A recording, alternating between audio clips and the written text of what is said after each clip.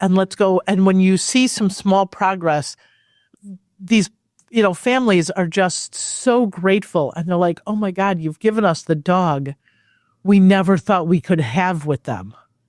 And it's like, you just need to take some of the emotion out.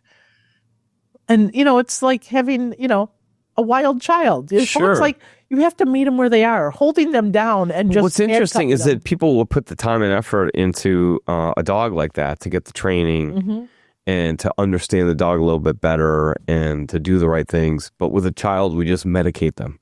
Right.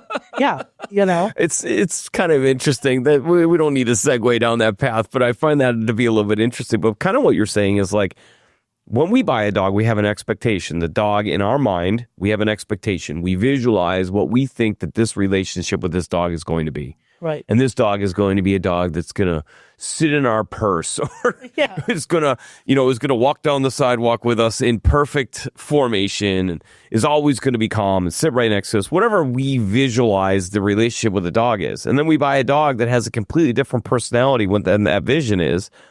And we set an expectation that the dog is wrong because the dog is not that expectation. Right. What you're saying is like, first off, minimize your expectations. Secondly, maybe get to understand the history of the dog, the DNA of the dog, the pedigree of the dog, and kind of start to form it from there. And then your dog could turn into a version of your expectation, but it needs to be trained in order to do that. Right. And training's a lifelong thing, and it doesn't have to be difficult.